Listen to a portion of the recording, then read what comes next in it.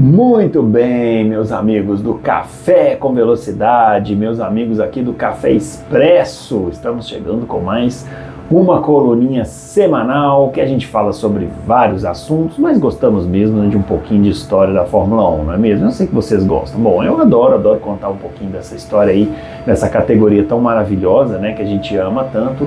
E hoje, aproveitando aí esse momento da primeira vitória do Lewis Hamilton na Ferrari, né? Uma contratação tão bombástica como foi a do Hamilton pela Ferrari, e ele foi vencer agora no GP da Espanha nesse domingo. Aliás, essa vitória foi devidamente dissecada na nossa live de segunda-feira, que se você ainda não viu, veja, está aqui no canal do Café com Velocidade. Aproveite também para apoiar aqui, né, o nosso canal e se tornar membro aqui do nosso canal também, muito importante, ou assinar o canal, fazer o que você estiver ao seu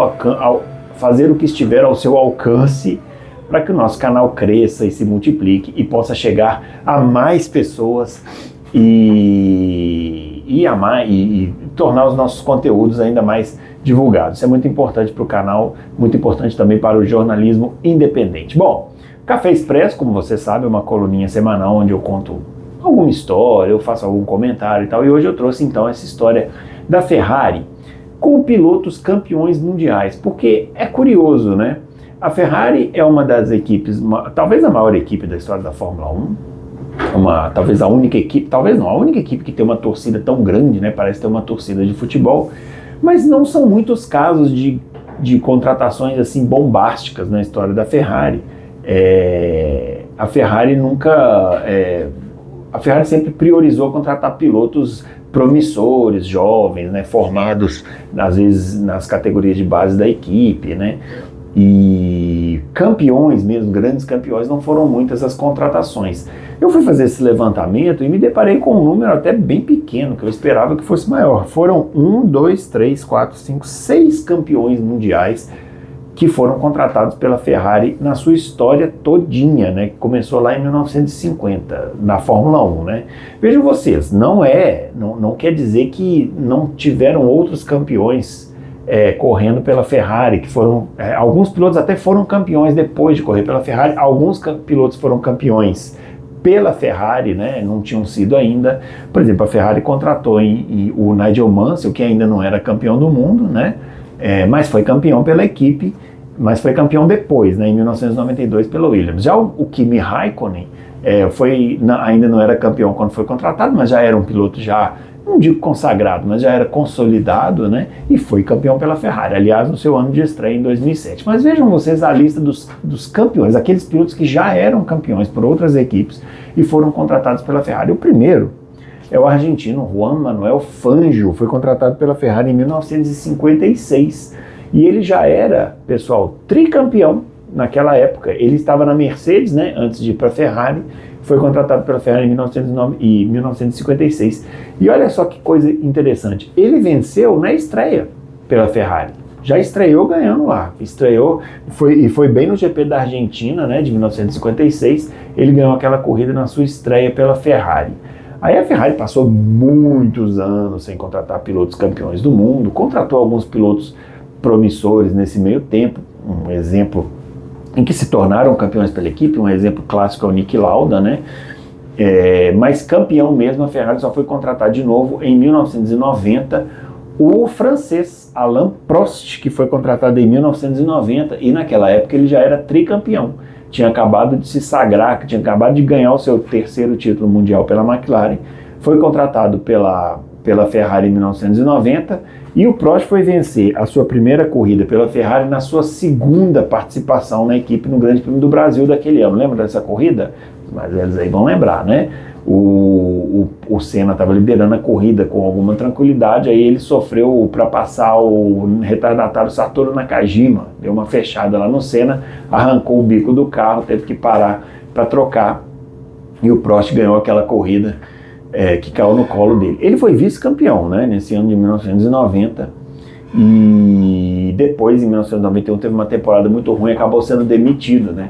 Foi demitido da equipe antes do fim da temporada, logo depois do Grande Prêmio do Japão daquele ano, né? Não foi uma passagem assim muito auspiciosa do Prost. Um bom 1990, mas o 1991 foi para esquecer. Aí depois, em 1996, a Ferrari foi lá e fez uma outra contratação bombástica, a contratação do Michael Schumacher, que àquela altura era o grande nome da Fórmula 1, já era bicampeão, né? Tinha sido campeão em 94 e 95 pela Benetton, e foi para a Ferrari com o objetivo de fazer a Ferrari sair da fila, porque quando o Schumacher foi para a Ferrari não era campeã desde 1979, com George Scheckter naquela época. Então era muito tempo já sem ser campeões, sem ganhar um campeonato, né, a Ferrari, mais de 15 anos aí. E o Schumacher foi para lá e conseguiu a sua primeira vitória na sexta corrida, também na Espanha, mesmo a Espanha onde o Hamilton venceu nesse final de semana. E o Schumacher depois acabaria sendo campeão pela Ferrari só no ano 2000, né? Porque tinha que estruturar a equipe. Quando o Schumacher foi para a Ferrari era uma equipe bem de meio ali era, sei lá, a terceira ou quarta, ou até às vezes a quinta equipe do grid no início dos anos 90, ali 92, 93, 94, né? Tinha dado uma melhorada em 95, mas sempre um carro muito problemático, né? E o Schumacher foi para lá para organizar, levou equipe técnica, enfim, um dia a gente conta essa história aqui do Schumacher na Ferrari, que é muito interessante. Aí o Schumacher fica na Ferrari até 2006, vai embora, e a Ferrari então volta a contratar um campeão mundial, contrata em 2010 o Fernando Alonso, que naquela época já era bicampeão do mundo, era o grande piloto da Fórmula 1 naquela época também. Ele tinha sido campeão na Renault em 2005, 2006, foi para a McLaren em 2007, não deu certo, voltou para a Renault, estava ali no meio do grid e tal, chegou a ganhar algumas corridas em 2008, inclusive aquela, né, de Singapura, né, que a gente sabe como foi, e foi para a Ferrari em 2010 e venceu na estreia, venceu no Bahrein. É uma vitória que ele contou ali com o problema mecânico do Sebastian Vettel, né? Uma vitória e uma dobradinha da Ferrari, que o Felipe Massa, que era o outro piloto, chegou em segundo. E o Alonso foi muito bem na Ferrari nos seus anos aí de Ferrari, ficou até 2014, foi vice-campeão em 2012, vice-campeão em 2010, né? Poderia ter sido campeão, principalmente em 2010, né? Faltou ali um pouquinho, né? 2012 também dava para ter sido campeão naquela corrida meio caótica aqui no Brasil. 11 e 13 já difícil, né? Por causa do domínio da Red Bull, e 14 com aquele novo regulamento da era híbrida. A Ferrari, assim como todas as outras equipes, tirando a Mercedes, demorou bastante para se adaptar ali àquele regulamento. Aí depois, em 2015, a Ferrari contratou o Sebastian Vettel.